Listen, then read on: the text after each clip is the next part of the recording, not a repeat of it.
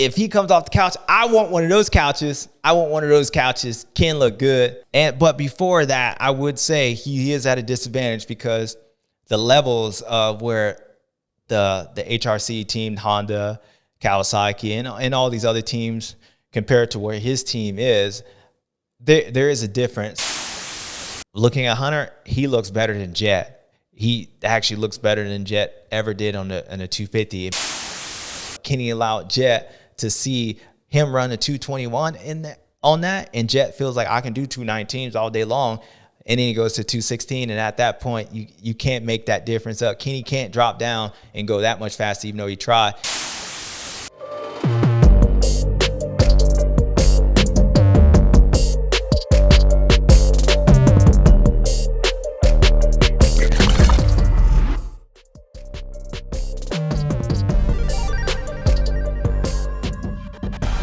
What's up, guys? You know who it is, your boy JS7. And you know where we're at. We're at the Rewind Show, baby. Round 4 from High Point, round 21 of the World Series, but round 4 from the motocross, where we had the German chocolate show up this weekend. Unexpected. Was he gonna sprinkle a little chocolate on there? Chocolate? Did you say chocolate? Yes, sir. We had Mr. hanging with Mr. Cooper last weekend. Boy was dominant at second moto, but he ended up having an injury. Or where we're going to have the continuance of the Lawrence Boy show, where they're going to do what they did the last 3 races, which is just dominate. Would Danger Boy rebound, or would Jett just run away? Well, we got to find out. So round 4 from High Point, you know what to do. Let's get into it. It's time for the High Point National. This weekend coming into High Point, I felt like after what we just saw with Justin Cooper riding that second moto, how Danger Boy's been riding all year, having an off race, and an off race for him is like, you know, outside the top 5.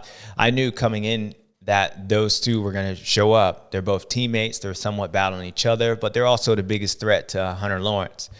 Hunter Lawrence is clearly the best. I think this weekend, the way he rode, even last weekend, but more this weekend, he looked legit. Can't find anything wrong with him. So it's going to be up to the Yamaha boys to kind of stop that. Joe Shimoda has speed. There's other guys that got speed, but those two, Mr. Cooper and Danger Boy, those are the biggest threats to Hunter Lawrence. And then, bam! Justin Cooper got hit in the throat. I mean, at first, I was like, all right, he got up. And then he laid down, then he got back up. And then so I'm like, okay, just a little rock of the bells. I know I've crashed a couple times on those stairs. They hurt. Luckily, they threw a little sawdust, and the way the track was, it just easily can happen. But then when I saw the video, I was like, damn. I'm like surprised that dude even got up. No man likes to get hit in the throat. He said his throat starts swelling up. So, of course, when things start closing down, you can't breathe. It wasn't going to end well. So with him being out, it was on Danger Boy. And then a guy like RJ to just come up and do what RJ does. But overall, Hunter Lawrence did what he did. You know, he was good in the first moto, ended up 3rd, came up like through the pack like he always did. And in the second moto, he had to run down his teammate, and he was able to do that. So his consistency has been exactly the same, somewhat like his brother, just getting through the first moto, making sure you're wherever you are to make sure you can podium and win the overall, and then just win the second moto. Danger Boy, I thought Hayden rode well. I really did. I thought the rebound that he made from last weekend, he said he made some changes on his motorcycle. His bike looked pretty good, but you could just tell that kid's starting to really believe in what he's doing. And he's starting to – it's cool to watch like rookies make transitions to where they really feel like they belong. And you could just see it in just their riding style. You could saw it from Ricky Carmichael when he first came in, you know, his rookie year. Give it to him like Southwick, round 3, 4, 5. If he's winning, just see how he started the season, how he looked on the motorcycle to the middle part, to the end. Even myself came in at Glen Helen, just and then by the end of the season, I'm like messing around with my boy Fonseca and Matt Walker. I'm like, I'm going to win. I'm just kind of bored out here. I'm going to do that. And it's just a transition of just confidence and just being able to do it again. Chest protector comes off. You know, back in the day, that was it. Like when the dude's chest protector came off, oh, he pro. So I'm watching that transition with Hayden, and the way he rode that second moto was phenomenal. Kid was legit. Kid was fast, even though he didn't get up there. I think he went down or something at the first corner or somewhere. He was in the back of the pack, but marched his way up. And I like that out of Hayden more than anything else. I said a couple weeks ago, the second moto at Hangtown was impressive to me. All these things got hit after he just won the first moto. It's easy for a rookie to just, start falling in, man, this sucks, and start thinking of the negatives. That kid pulled it together after he was struggling. And even last weekend, all the things that was happening to him, the cross jumping, whatever, he just bounced back this weekend as a veteran like Hunter Lawrence would do, put that behind us and show up and race. And I thought he rode really well out of everyone. But of course, when you got a guy like Hunter Lawrence and you got a guy that's, I believe, looking at Hunter, he looks better than Jett. He actually looks better than Jett ever did on the 250. And before y'all even say something, shout out, let me finish. I just see Hunter, and every time I saw Jett, we're watching a star. We're watching something just bam in your face. The kid does it really easy, and I'm not going to get into it because I'm going to get into it later with him. But when I watch Hunter, I always felt like Hunter almost had the better riding style in between both of those, because the way he sets up, he's able to ride a motorcycle like Jett, standing up, but he also rides it to where he can get like rugged, like there's an edge to him. And, I said this last year at Southwick, you can ask your boy Styles Robinson. I saw this last year when he was battling Styles Robinson, that boy had a little edge to him. And so when I put his riding style the way he is, and then watching him come up through the pack, because he's done that more than Jett has this year, so he's almost seasoned in that sense of, you can really tell by riders when things are going wrong and how they react and how they continue to go through. And his brother did a phenomenal job. Jett just did this weekend, but Hunter's been doing that all year. And now when I watch him come up through the pack, it's like he already knows where he's going. He's going to get there. So when he makes passes on people, it's a different kind of authority, rather than like, it's not like he's going in and just knocking people out the way, but you could tell when he comes up, they know he's going to pass them. He knows he's going to pass them. And it's just like that unstoppable force that's just happening. There's no hesitation. His riding style is great. And when he gets on 450, if nobody else is able to challenge his brother, he will. Like I'm telling you right now, it's going to be for years to come, the Lawrence brother shows. And, if I'm Jett, I'm watching a little older brother and I'm saying, damn, this kid looks pretty good. So Hunter Lawrence, keep it up. He's gotten better since the first race. And I said last weekend, there's almost a more dominance in what he's doing than even Jett, even though Jett has won every race. And up until this weekend, he led every lap. To this weekend, till German chocolate started showing up and Willy Wonka that ass out there. It was always him. So overall, Hayden Deegan is riding good. Hopefully hanging with Mr. Cooper. The throat settled, like he's like that bee. He gets swole up. Give it a couple days, it unswells, and he's good. I hear he's back home now. He's got a week off, so hopefully he's back at Red Bull where your boy will be back on the call. And, he can just continue that performance that he did last weekend. But right now, ain't nobody messing with Hunter Lawrence. The kid's legit. The kid's feeling it, and it's really up to Hayden Deegan. And then when RJ gets in RJ mode, RJ does what RJ does, he'll be there as well. But right now, ain't nobody stopping that kid. Isn't it ironic when you watch RJ, and it's weird to have a guy that you like, he wins the first moto, you're like, okay, not surprised. But then when you watch the second moto, you're like, I'm not surprised. Like, he can go 111, 110, whatever you finish, and be like, yeah, not surprised. Well, that's RJ. And the reason why that happens, because damn, the kid's good. The kid's got talent. All these kids got talent, but RJ is really good. And what helps RJ is also what hurts him. RJ's a hard charging dude. He never gives up. He just fights to the end. And sometimes, like, when you're like that, there's all or nothing. Like, you're all or nothing. And I know RJ doesn't go out and he tries to crash or he's overriding or riding over his head. That's not what I'm saying. RJ makes mistakes, but it's not like when you watch him, you just like, I'm waiting for it. Like sometimes we got to chase in Supercross. You were like, man, it just looked like he just almost there. When I watch RJ, I don't feel that way. But when I watch RJ and how he rides, I'm not surprised that the dude hits the ground, or he just goes out and wins, or he hits the ground and still comes back and wins, because that's what RJ does. And he's just a hard charging dude, and it's hard to even put it on when I'm like, the guy doesn't look like he's gonna fall all the time, but the guy falls all the time. And the way he rides, I'm not scared when I watch him, but damn, I'm like waiting for it to happen, but I'm not expecting. I don't know. That's RJ. And he did it again this weekend. First motor, dominant, pulled away. That was an RJ type of track. Had to be comfortable being uncomfortable. That's RJ all day. So he's up there. Hayden did a good job at hanging in on him. You know, you can also say that Hayden put the pressure on RJ to make RJ fall. I don't think so. I think RJ was going to fall anyway, just because that's what RJ does. He just falls and gets up and just comes back. Wasn't even worried when he fell. Like, I even flipped the TV off. I'm like, damn, RJ is still win. Don't even matter how many minutes. Oh, yeah, like 10 minutes. RJ, yeah, I know he fell. He going to win, and he did anyway. Hayden was just there. Hayden was able to capitalize when RJ did make that mistake, but RJ was still coming and got his job done. So then the second motor, it's just like everything that can happen. And I guess this is my point with him.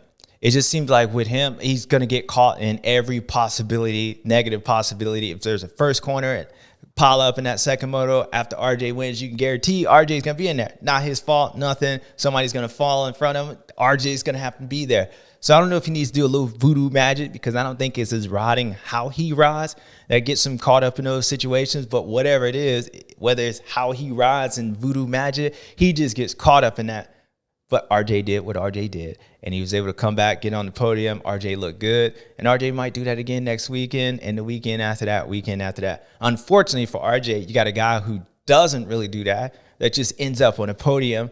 And he's got a couple guys, I would say even Deegan's like that as well, that he's not going to have those transitions. He might not win the race, but he ain't going to be outside top 10, where RJ could win the race. And after some circumstances and falling 3 times, RJ might get like 11th. So if RJ only falls once, RJ going to be in the top 10 at the end of the moto, no matter which race it is. But RJ usually makes one mistake and ends up making another one.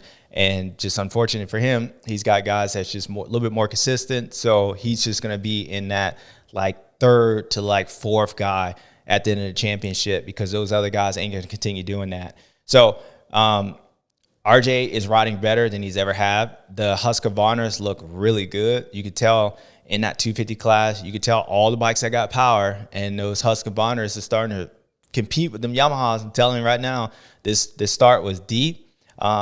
Last weekend, it was at altitude. Usually Yamahas like 1 through 18, but you start seeing them white bikes up in there, and this weekend was another case of that. It was a lot of horsepower that needed to be needed in the beginning part of that race, especially that first moto. And every time you got Jalek Swoll, you got RJ up there, and so I think the situation's going well for him. It's just unfortunately that it hasn't changed enough, and you got those other guys in there that are more consistent. So Joe Shimoda, another guy, I can't figure it out with a Far East Coast. He be rolling, but he's got something in that beginning part of the race that just doesn't work in that beginning part of the race. I don't know what it is. If Joe can ride like he did, like that end of that first moto last weekend and this weekend, Joe Shimoda would be a dominant force to be reckoned with. He was the only person that could stop Mr. Cooper in the second moto last weekend, but for whatever reason, Joe is right next to Hunter this week, and the next thing you know, Joe's like 15 seconds. Joe's still in that same spot. I think I got a reason for that. I think the guys that race, usually in the first motos and even the beginning of the second motos for the 250 class, everybody's all that young testosterone. These kids, they young, they don't know no better. They're young and the restless, right? So Joe has a hard time passing. Hunter Lawrence, I said what people think of him and his riding styles allows Hunter Lawrence to eventually get by him. They got to know either move or be hit. Where I think Joe is getting better at that, and Joe is just as fast, I would say even just as fast on a good day as anyone on that racetrack. But in the beginning part of the races, Joe does not move forward, where Hunter Lawrence can start next to Joe, behind Joe. he'll go past Joe and rest of everybody else. And it would take Joe to the end of the motos where dudes start to wear out, where they can't dive bomb back to the inside and cut his ass off. Or in the second moto, he can come up because the guys are just getting tired. Joe just gets stuck there. So Joe has to figure that part out. And I know it's partly because just he's, I wouldn't say nice, because, I mean, whatever, he is a nice kid, but I think it's just his sense of his passing and being aggressive and not aggressive, whatever that is causing Joe in the beginning part of the motos, especially those first motos when everybody's hyped up, feeling like they got a chance, so they get slapped back by Hayden and Hunter.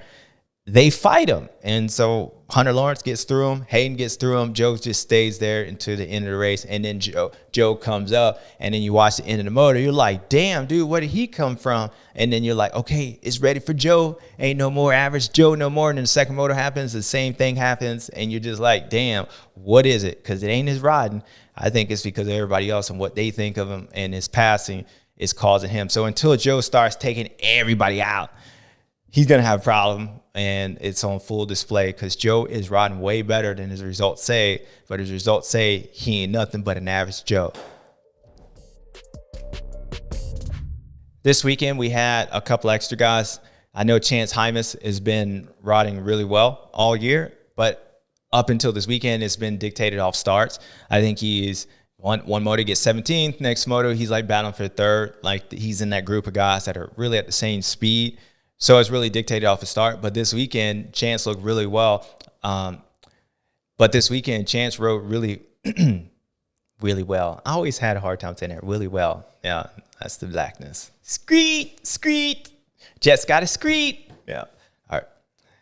But this weekend, Chance rode well. I think this track's set up for him. He's a real technical rider, kind of like both his teammates. Actually, all three of his teammates with Chase, Hunter, and Jett. They all kind of ride the same, and you can start to see it as the week goes. If you watch Chance, he's starting to look like a younger version of Hunter now. Like, he's starting to ride that same way. His flow is going up that same way. And for Hunter, knowing that not only he has his brother to practice with, and this is what makes him dangerous. Not only has his brother to practice with, because he knows where the top of the totem pole is. I guarantee during the week, they probably a lot closer than people probably think they are. He gets to ride with that. And then he gets to ride with a guy like Chance that is that younger generation that is like, look, although Chance doesn't ride like a normal rookie, usually rookies be eating it and just going for it. Hey, Deegan for a while looked like that normal rookie that had that just speed, but it looked a little sketchy. When you watch Chance, he don't ride like that. He just, when circumstances are right, that boy be rolling, and he don't look like a rookie. So Hunter has that to ride with. So he has a guy that's trying to get to him and then a guy that he's trying to get at, which makes it dangerous for everybody else because he's going to the race and he's got guys trying to knock him off, but he also knows where that real goal is. And that real goal is obviously to be where his brother is, which he'll be there soon enough, but to win this outdoor championship. So his weekday practice is like a weekday race to him. Like, that is hard to beat when everything that you do is somewhat simulated to the races and you already know how fast everybody's going to be. Because in those motos, in that second moto, Chance Hymas was one of the fastest guys, if not the fastest guy on the racetrack. That's the guy you practice with during the week. So you know you got him covered, but you know his speed well. And then you also know where Jett is. So Hunter has that going for him. Chance is having that going for him as well. And so my point is, you starting to see him be like that. And I think next year, if Chance gets through this season, it's going to be Hayden and Chance. It's not going to be Hayden and someone else. Chance Hymas is going to be the next guy that comes in there and comes up there and gives Hayden a run. And I think Hayden's going to start seeing just another red Honda version of Hunter Lawrence. You know, you were like, all right, this kid's out of this class. Now it's open. Well, I think Chance is going to be that guy that steps in because he already rides like he's been there before. He looked like that at Houston. Kid looked good the first race he ever went. And you guys know, I mean, Hayden knows, Rodder D knows. I mean, Chance knows how to ride a motorcycle. Right now, Chance is fighting that confidence, and he's getting that confidence every weekend. So you're going to start seeing his consistencies. He's going to be that guy that gets like a 10th, 15th place start and then starts moseying his way in the top 5 instead of having that 10th, 15th place and just kind of stay there. and then the second moto he gets to start and he stays there, Chance is going to start rolling up through there because Chance is riding that good, and it's going to be Hayden Deegan and Chance Hymas. But watching him, he rode good. Tom Vial rode really well this weekend. First moto, he had some issues. Second moto, I actually thought like at one point he was closing in on Hunter. Hunter ain't worried about nobody right now. So especially those second moto, Hunter just knew what he had to do. But Tom Vial, this was a European style track with all the ruts, and it was wet, it was hard, and it was slippery. I mean, it was set up for this kid, and this kid was able to ride up through, and he looked good. He's still feeling the effects from last weekend's crash. He's still feeling the effects of having been up there in that lead to actually lead races and know what it takes to win.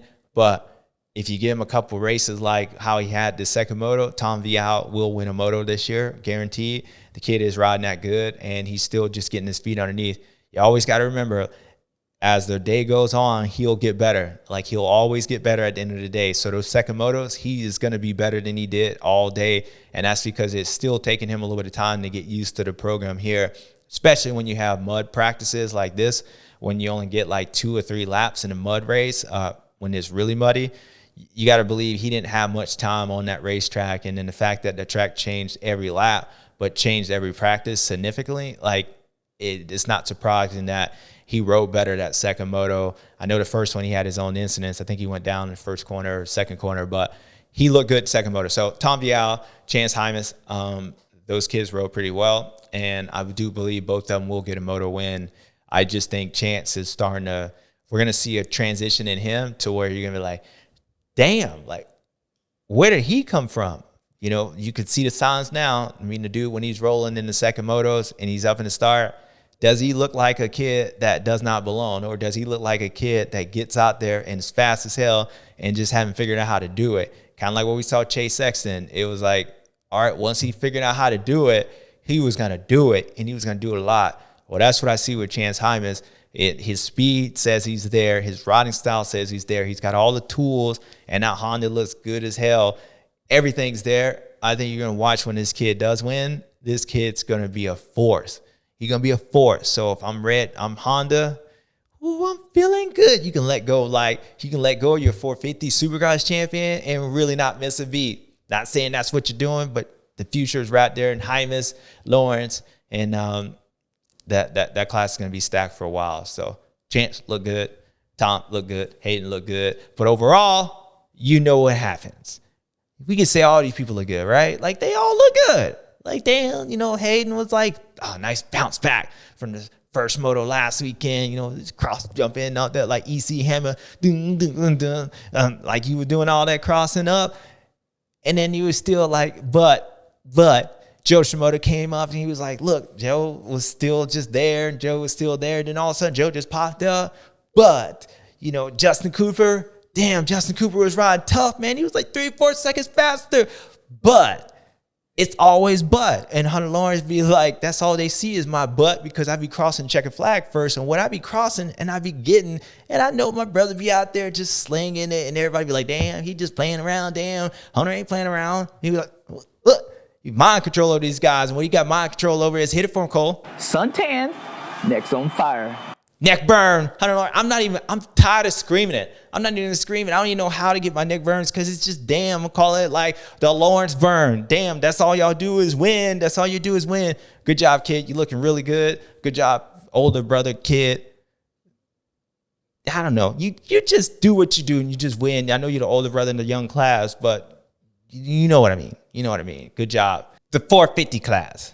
Pretty simple, people. Pretty simple. We had German chocolate came in here. Willy Wonka showed up this week out of the middle of nowhere. And before we all talk straight off the couch, you see how Rip Ken is? He ain't off the couch. The decision might have been last minute. You've been watching it and be like, oh, you know what? I can do pretty good. But, you know, if he comes off the couch, I want one of those couches. Ken look good.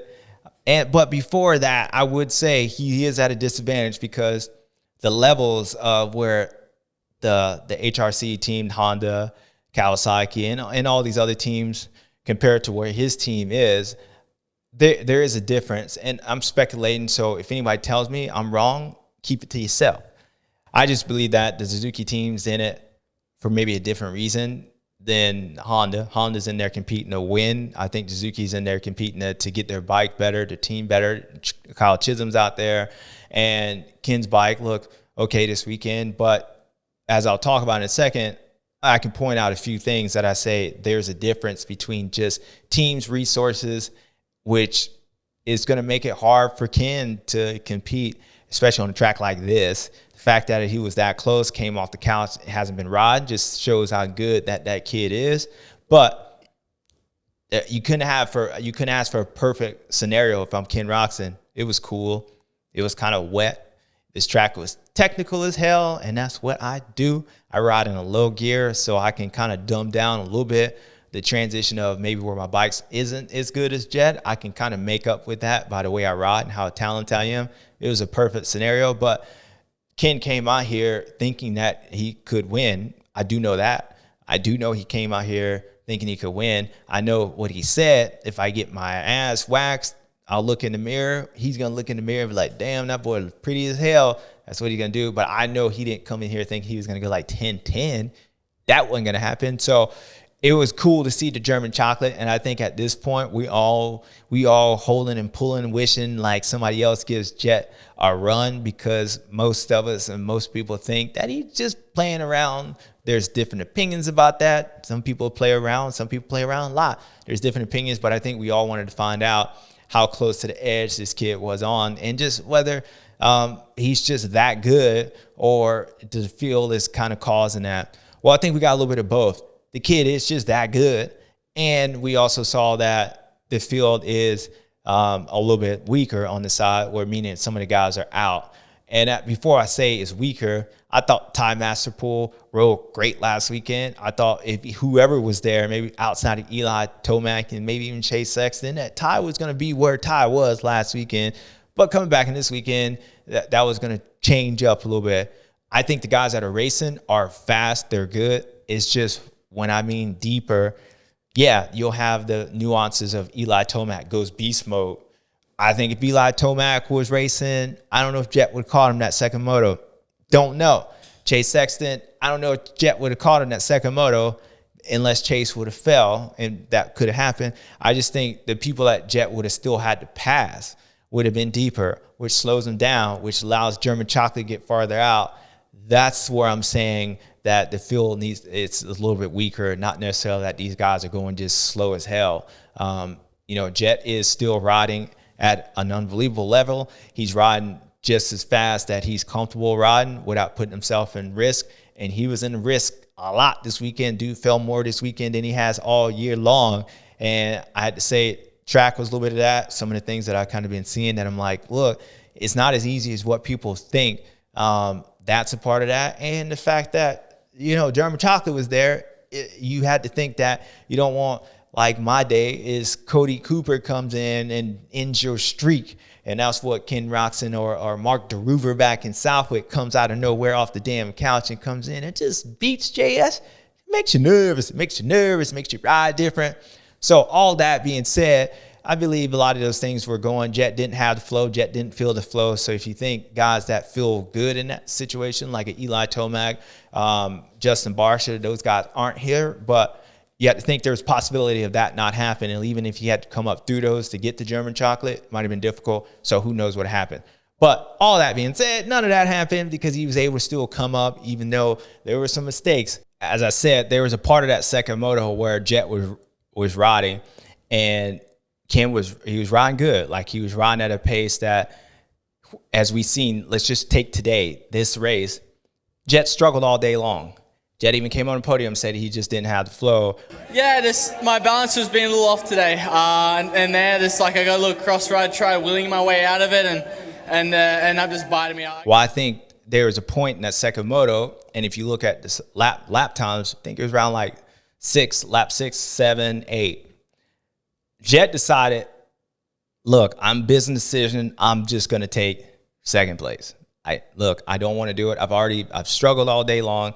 I've tried coming up. Ken's riding at a pace that allowed me like an hour ago, I can hit the ground. Now, whether you can say that was from him putting pressure on me or whatever. I just think that if he wasn't here, I probably wouldn't have fell in that spot. The practice falls, I would have fell no matter who was there. Like I lost the front end. I just fell a couple times falling over the corners. That just happens. But that particular spot, I'm charging because like this dude's coming. So I'm going to take that chance here. And as all year long, I don't take those chances because I know the guys behind me don't make me have to take those chances. So I'm going to take my time through here and then just go faster somewhere else. Well, today I had to go faster in a spot that I didn't like to go faster, and it bit me. So the second moto, lap 6, 7, 8, these were the times where I think he was taking those chances, and he was like, dude, if he rides like this, German Chocolate's going to win. I know at the end of the day, I'm still going to have my undefeated season because, yeah, I might not have perfect motos, but I'm still going to win this overall. Kickstart, Kenny was still kicking his bike. So I got that on lock, and I'm staying here. Well, when I did that, then all of a sudden, German Chocolate started coming back to me. So I decided, do a little jet speed, little hit it, go a little bit faster. And if you look at those lap times, people, just go down from like 6 to 8 between both of those. That's your race. Jett started running at 219 and he ran like 216, 217, whatever. And then all of a sudden he went to 219, and Cole's pulling up for me from lap 5 to like 8. You could tell there was a point where he goes 219 on lap 4. Then he's got to catch Kenny. So he goes 214, 216, 217, 217. Like he's trying to catch Kenny. And then he realizes like, damn, dude, Kenny's like rolling. Can't see Kenny's lap time right now, but Kenny was keeping that gap to a point to where Jett was like, look, he had to make a decision. So Kenny's matching Jett, even though that 214 was 3 seconds faster. Then Kenny runs a 216. Damn, that's faster than what I just ran on lap 6. 217, 218, that's too damn close. And then so Jett goes down to 219. I think from going to 214s, 216s, been in that position where you give it all. And probably that 214 Jett ran probably was sketchy as hell. He's like, I ain't doing that again. 216 is probably a little bit more comfortable at my pace. So I'll run that. Well, 216 ain't going to get it done when Kenny runs a 216 itself. And the 217 is probably a little bit more safer. But that ain't going to get it done because I ain't making that much time because that was like 10 seconds. So Jett decides, look, it is what it is. I'm going 219s. Well, Kenny decides to run. The 218s were fine when Jett was in those 219s because he was still pulling away. Kenny starts to go with 220 and 221. Jett realized that. He's like, all right, I backed it down to a level where I just 3 laps ago, I ran almost 5 seconds faster. I don't want to run that pace. And then I ran 3 seconds faster. I don't like that pace either. Well, now I'm just going to ride it in. And then Homeboy is going to ride it in too. And he's doing 220s, 221s. Jett goes down to 216, which when you look at Kenny's lap time, it goes from a 216, 220s, 220, and Jett hits you with that 216. Well, 4 seconds on the track like that is a big gap. And Kenny tries his best to run down to 218, but a lot of numbers, people, might not make sense, but I can tell you what happens. Jett goes fast. Jett's like, all right, I'm hitting with 214. I know I'm coming. I made a pretty good gap. Damn, that was sketchy. All right, I'm going to hit him with a 216. I feel better there. Damn, that's still kind of sketchy. Roczen's like, look, I can't let him get that damn close. So I'm going to go that fast. Roczen's like, daddy can't run that pace. Jett says, I'm done. All these things that's going in both these riders' head, like they start racing against each other, not even racing the track. They start racing against lap times. And Kenny realizes, look, I can't run this pace. Jett realized I can't go this fast without hitting the ground. And then one of them has to give up. And not saying Kenny gave up, but Kenny allowed Jett to see him run a 221 on that. And Jett feels like I can do 219s all day long. And then he goes to 216. And at that point, you can't make that difference up. Kenny can't drop down and go that much faster, even though he tried. And that's why you saw Jett like stay the same for a while. They were battling. Then all of a sudden, Jett closes down on him. And then Kenny, when they get there and makes a pass, that's why Kenny stays there, because it's like, look, I only got 4 or 5 laps to go. I'm going to try my best. Maybe Jett will fall. So it wasn't necessarily a pace with Kenny that he couldn't run the speed. It was just how long he can run that. And the business decision between both of them had to make. Jett's in it for the championship. Jett wants to win that race. And I believe the whole point of what I was making in the beginning was when you look at their teams, the bike setup, there's a point around this racetrack where if you just watch Roczen's bike and Jett's bike, the traction that Honda's figured out how to get that motorcycle to ride around that race traction is second to none. The bike tracks like no other. It tracks. And look at the slower corners, or even the corners that in the back where you have the drop down, where there was a lot of pass, where actually where Jett got Roczen was when he goes around the outside. If you look at the way Kenny's bike is and it's spinning up there, and even Jett's bike, Jett is always moving forward. And it looks like if it was anybody else that was racing besides Kenny, I'd be like, well, they just ride in taller gear. Well, we know how German Chocolate rides. He rides in that, but just like Jett, they ride the same. You can barely hear their motorcycles, and Kenny's phenomenal at doing that. So when I see his bike spinning up, it makes me wake up, because I'm like, damn, that kid does not ride that way compared to maybe Justin Barcia. So look at Jett's bike and how much easier it is to ride around the whole racetrack. And as I say, it's easier. I just think it's all the hard work that team's put in that bike to make it ride like that. Jett's talent helps him ride like that. And that's why I said earlier, a couple weeks ago, I think we're starting to see the best of Jett Lawrence, and that this 450 suits this brother better than that 250 ever did. And even though he's a rookie, he looks way more veteranized, you would say, than anything. And I think it's all cause of this bike. We just believe, I haven't seen Jett be near anybody to be able to tell those differences. So having German Chocolate up there and watching him ride, just pay attention, people. Like when they get in those corners, look at the first 15 feet when they get out of it. Like as soon as Kenny gets on the gas and he starts moving forward, look how much his rear tire's up in the air, like how much gaps in between his rear tire and fender compared to Jett. Jett's going this way. You can see Kenny's bike moving, especially right up the off camera right before you go up to the finish line. Right there, coming out of that, Jett's moving forward.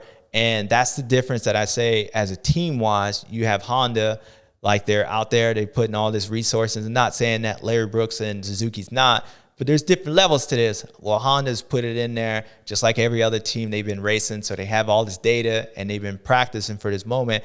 And you saw that full tilt this weekend. And the reason you saw that, because somebody was actually close to Jett and made him have to ride. And you can see those nuances where Kenny is that good to make Jett have to ride.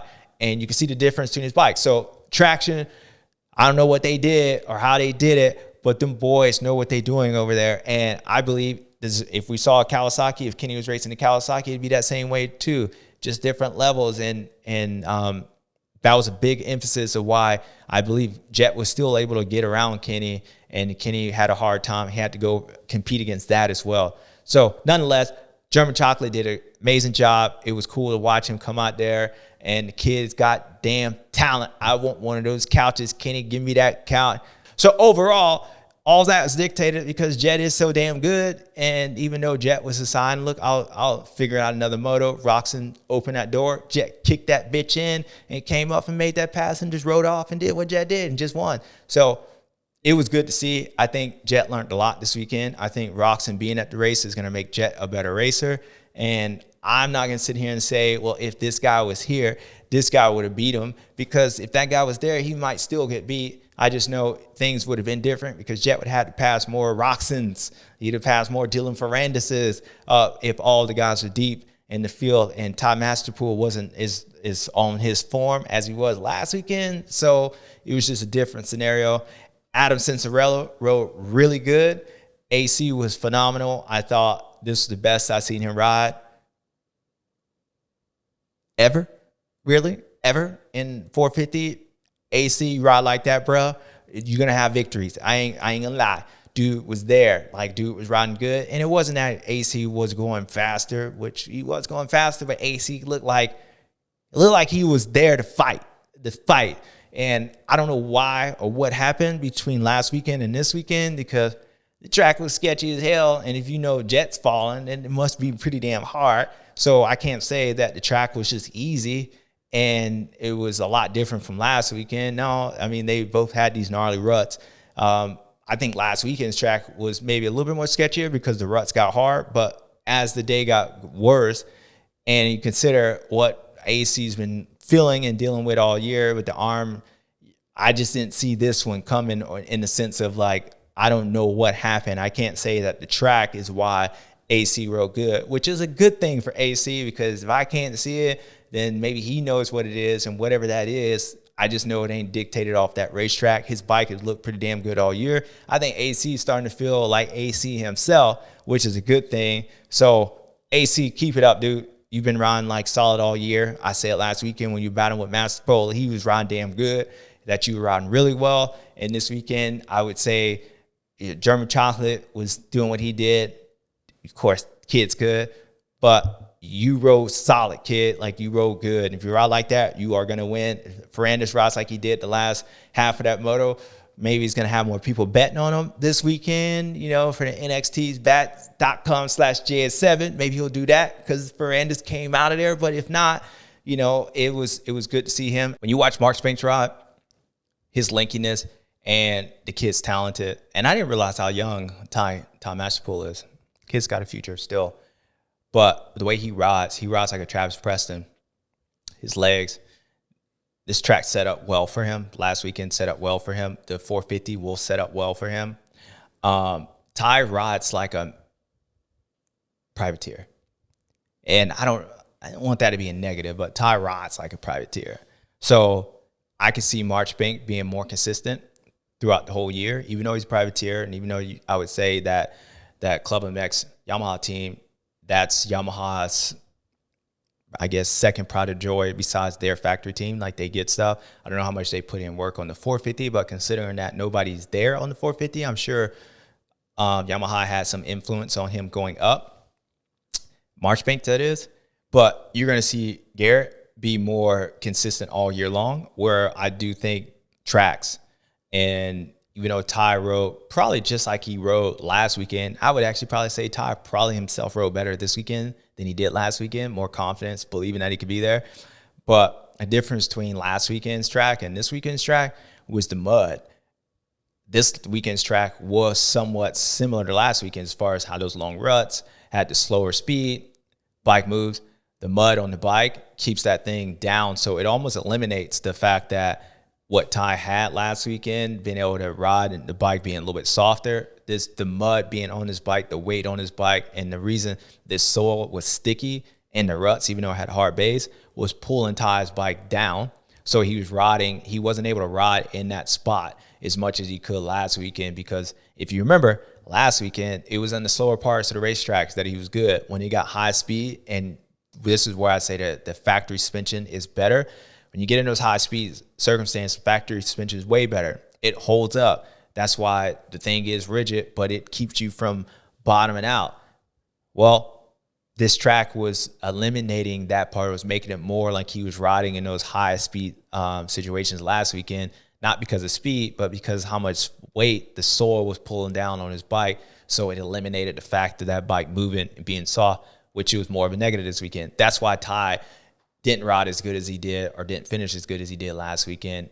Those are the differences on the track, even though they both were slow and they both was in a similar track setup, was a big difference. Garrett Marchbanks he's a privateer, but the kid rides different. The kid rides mud really well. So it's not surprising he rode like he did the first moto. And then he has the issues where actually he pulled in the mechanics area. He didn't get waxed the second moto. He pulled in the mechanics area, had some tear offs, chilling, and then still came up. Garrett's going to be more consistent throughout the year, where I think Ty be dictated on tracks. It's different. But just like his brother, we always say, damn, Kenny came off the couch and Kenny almost had him. But AC rode better than he did all year long. Dude, AC was rolling. But Dylan Ferrandis was coming out there, and he was like way back there. And all of a sudden, we were like, damn, Kenny's charging to the finish line. The next thing you know, you see that blue 14 with a JS-looking Yamaha with that damn thing. It's like choppered out. It seems like he's getting more choppered out. And Dylan, I'm going to tell you right now, I don't think that's going to work. I know what you're trying to do, but I don't think that works on that bike. I think you're going to end up getting in a situation where it's going to make it worse. So, but I saw that 14 coming in there, but it was all these buts, because they get close, and no matter who shows up or who doesn't show up and who's here and who's not here, it's always going to be a butt, because this kid just be whooping that thing. Exactly. He whooping that butt. And what he gets again this weekend, Cole, hit it for him. Suntan, next on fire. I know you fell, Jett. I know you got a neck burn, just like your brother got a neck burn. And I know JS said, like, damn, his brother looks just as good, dominant. Just brother got better riding style, whatever. I won more races, led more laps. So I'm more dominant. I'm just playing with these cats. And so I know you had a rough weekend this weekend, but it doesn't matter because this weekend ended up just like every other weekend. And that weekend ended up with you winning and signing that number one plate and getting number one plate. But Johnny O knew. He was like, damn, yeah, hey, you know, you getting there close. Jett, keep it up, kid. Dominant. German chocolate comes off the couch. Bam! Kick him. They're like, look, just playing. I decided to go fast when I decided to go fast. Whatever you want to say. Keep it up. All right, people, you know what time it is. Enough of that.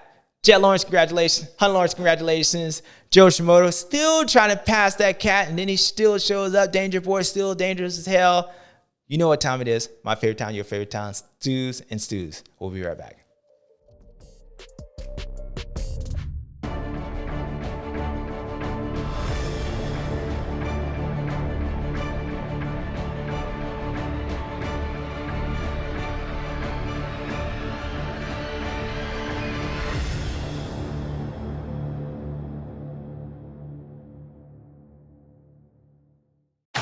They say an object in motion tends to stay in motion. We test that idea on a daily basis. Motion and experimentation, motors and manpower. We continue to evolve and thrive. So whether you climb or cross over, find your own line or pin it wide open, as long as you're moving in a way that gives you what you need, we'll be here for you. What's up, guys? You know it is your boy JS7. And as before, I'm proud to continue my sponsorship with AG1. I've been taking it for a while. I've noticed the difference. I feel better. I wasn't at the race this weekend, but I feel good. I was able to not take my travel packs. I was able to use the home pack. So the way I've been taking it, I wake up in the morning, hit my scoop in some water, drop my little droppers in there and chug it. As again, I've always had to take my travel packs, but this weekend I didn't have to do it, so I just continued my normal routine. But as you guys know, it is super easy. There's no excuses. Just scoop it in, drip it, and chug it. The reason I take it, it just helps my energy. I feel like I feel better. I don't feel as weighed down. My gut feels better. My energy levels feel better. And I gotta chase these kids around the house, so I need everything firing like normal, and this stuff does it for me. Athletic Greens is giving you a free 1-year supply of vitamin D and 5 free travel packs with your first purchase. Make sure you go to athleticgreens.com/BubbasWorld. Did you hear me? athleticgreens.com/BubbasWorld to get yours. And then you can look as good as me.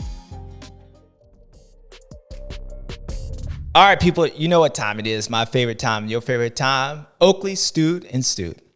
All right, first, as we always do, a stew. Guy that no matter who shows up, you still get it done. No matter how many times you fall, you still get it done.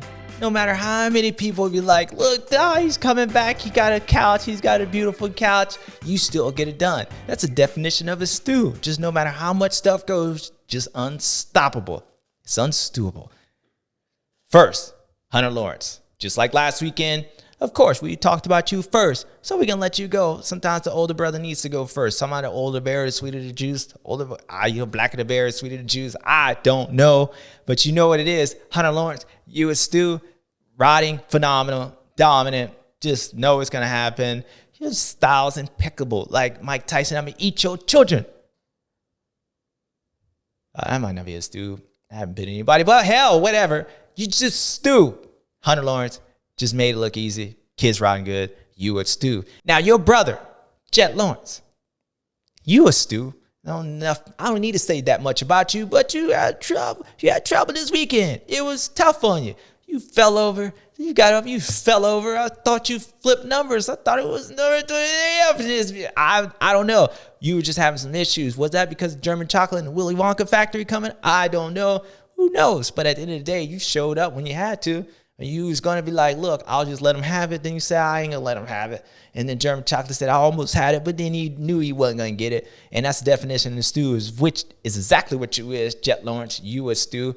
Because no matter how many people they send, how many guns and all this blazing, anybody can come off the couch. They still going to get second to me And that's the definition of stew. So Jett Lawrence, you are. And I'm going to have to give my German chocolate a stew.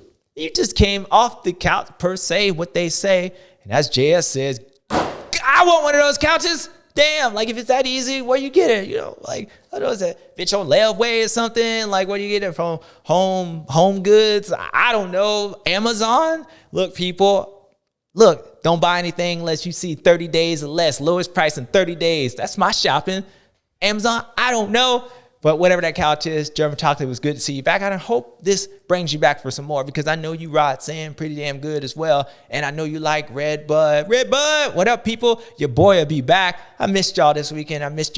But Ricky held it down. He did good. He did what he does. That's why he's the GOAT, whatever. And I'll be back next weekend. German chocolate, I hope I get to call your race and see if we can do something because that's one of the best tracks of the year. So you with Stu, little Johnny told you want to go on the boat, you want to go. He's like, damn, daddy, you see this kid? This kid's born. I don't want to see my daddy get out there and wax that ass out there. And daddy tried. But daddy was, look, couch ran out of like legs. I don't know. But Ken Roczen, you with Stu, good to see you back. So that's my list, people. I'm going to keep it short and simple, which that was not short and definitely not simple, but those are my 3 stews, both Lawrence's and the German chocolate. All right, my next list, stew. Pissed off. Pissed off because you did come off the couch. Pissed off because you're like, damn, I thought I was there. Damn, I had to ride like 30 plus 2 twice up in this thing. Like, I was coming out here just to go like 5-5. You know you lying. You ain't going to do that. I came out here. I didn't think I was going to be having to keep this dude so damn close. Like, I didn't know I had to actually race. I thought Jett was going to be gone. And then I was going to be able to just battle and be like, damn, that Kenny came back and be like, oh, he was good. You could tell he's a little rusty. But nah, that's not what happened. You came back and you out there winning that damn thing, going faster than practice. So I know you a little bit, Stu, because maybe you were planning on going back and riding the boat. Little Johnny, like next time you say that, I ain't listening to you. But nah, you had to show up and ride. You had to ride all the way to the finish because even that Ferrandes dude came up on you. They wanted a piece of you. So, Stu, my first list and my only people on this list is you. All y'all. Y'all gonna be Stu. Why? Because I can't give away no goggles because all y'all was wrong. All y'all was wrong. Now I ain't gonna say I was wrong because I wasn't in the competition. You can't even ask me what my picks is. I'm the one that's leading this competition. And no one got it right. No one. We said last weekend, we said, hey, pick the top 3 in both classes of the fastest speed. I didn't want to go with the just winner because, hey, look, RJ, you could wait, what, Cole? What are you doing, dude? We didn't say both classes. We said just 250. That's right. Now I'm pissed. Because I'm wrong in my own segment. I said, and I messed this up last weekend, pick the top 3 in both motos in the 250 class, first, second, and third in speed, overall time, fastest laps. And none of y'all got them right. Who was the list? Who won? So Moto 1 was RJ, Deegan, Hunter, and the Moto 2 was Hunter, Vial, and Joe. I mean, really, people? Is it that hard? I mean, I'm not even going to say what I would have done because, you know, I Stu, but this is yours. This was for yours. So y'all, Stu, because y'all didn't get it. And y'all didn't get it, that goddamn RJ, man, he's always doing what RJ does. How can RJ be the fastest and then he finished where he finished second moto and RJ just be doing what RJ does? But it ain't surprising because RJ's fast as hell. But he done blew it up. Maybe y'all, even Tom Vial, like, hey, you know, kind of European track. I'm sure y'all missed that one as well.